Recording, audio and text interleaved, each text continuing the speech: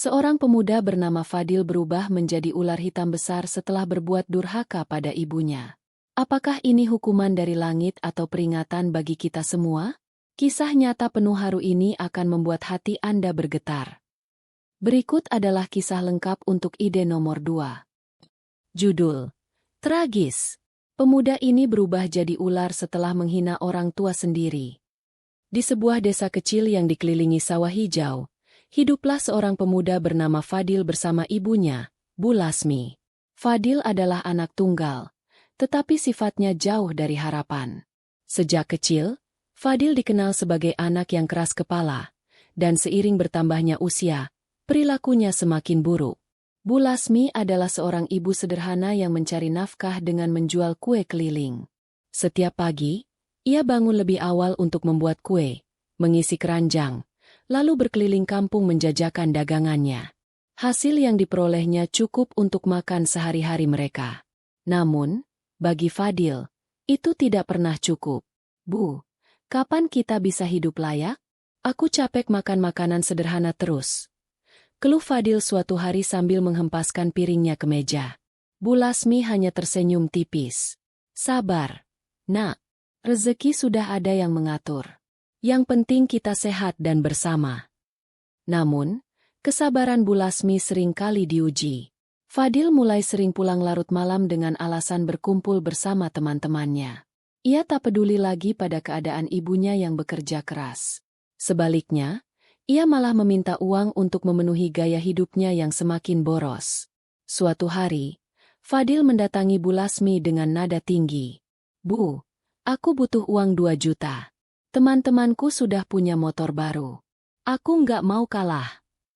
Bu Lasmi terkejut. Fadil, ibu tidak punya uang sebanyak itu. Dagangan ibu bahkan tidak cukup untuk kebutuhan sehari-hari. Mendengar jawaban itu, Fadil menjadi marah. Ibu ini payah. Kalau ayah masih ada, hidupku pasti tidak seperti ini. Aku malu punya ibu seperti kamu. Bentaknya. Kata-kata itu menohok hati Bu Lasmi, tetapi ia hanya menunduk, berusaha menahan air matanya. Ia tidak pernah menyangka Fadil akan menghina dirinya seperti itu. Malam harinya, saat Bu Lasmi sedang berdoa di kamar, Fadil masuk tanpa mengetuk pintu. Ia melihat ibunya sedang bersujud, berdoa agar rezeki mereka cukup. Bukannya tergerak, Fadil malah mengejek. Apa gunanya berdoa, Bu? Doamu itu tidak pernah membawa perubahan. Berhenti bermimpi, katanya sambil menendang sajadah yang digunakan Bu Lasmi. Bu Lasmi menangis terseduh-seduh. Fadil, apa salah ibu sampai kamu memperlakukan ibu seperti ini? Ibu hanya ingin yang terbaik untukmu. Namun, Fadil tak menggubris. Ia meninggalkan rumah dengan rasa kesal, bergabung dengan teman-temannya di warung kopi. Malam itu, angin berhembus kencang. Langit yang awalnya cerah tiba-tiba menjadi gelap gulita. Petir menggelegar, dan hujan deras mengguyur desa. Di warung kopi, Fadil tertawa bersama teman-temannya, tidak menyadari sesuatu yang aneh mulai terjadi pada dirinya. Ketika ia kembali ke rumah, tubuhnya terasa panas. Ia merasa gatal di seluruh tubuhnya, tetapi ketika ia menggaruk, kulitnya mulai berubah. Sisik hitam muncul di lengannya, merayap ke seluruh tubuh. Fadil panik. Bu, tolong aku, teriaknya. Bu Lasmi yang sedang tidur terbangun mendengar jeritan anaknya. Ketika ia melihat Fadil, ia terkejut luar biasa. Tubuh anaknya telah berubah menjadi seperti ular. Astagfirullah. Fadil, apa yang terjadi padamu? Teriak Bu Lasmi dengan wajah pucat. Fadil menangis. Tetapi suaranya mulai berubah menjadi desisan. Bu, aku tidak tahu. Tolong aku.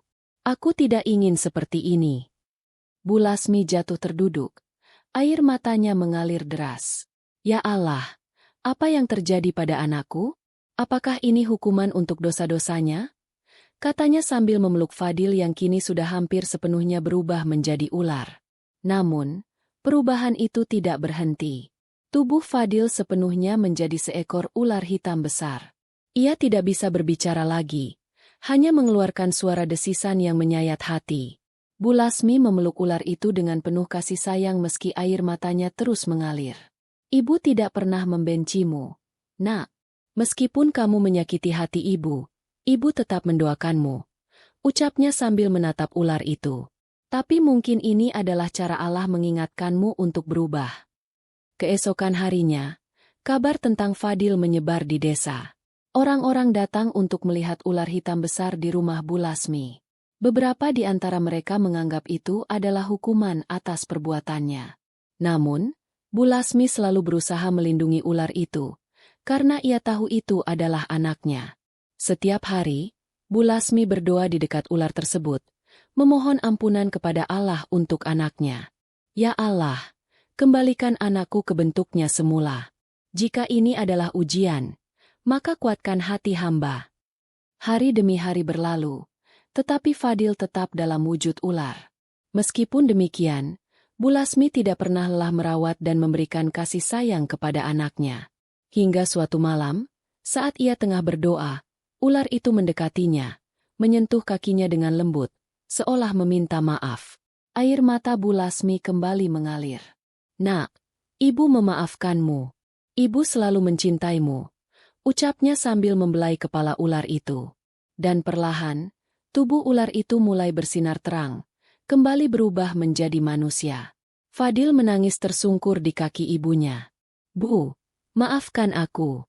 Aku telah menyakiti ibu. Aku berjanji tidak akan pernah durhaka lagi. Bu Lasmi mengangguk, memeluk anaknya erat. Kamu telah kembali. Nak, mari kita jalani hidup ini dengan lebih baik. Sejak saat itu, Fadil berubah menjadi anak yang berbakti. Ia meninggalkan teman-temannya yang buruk, membantu ibunya berjualan, dan setiap hari memohon ampunan kepada Allah atas dosa-dosanya. Kisah ini menjadi pelajaran bagi seluruh warga desa, bahwa tidak ada yang lebih berharga daripada kasih sayang seorang ibu.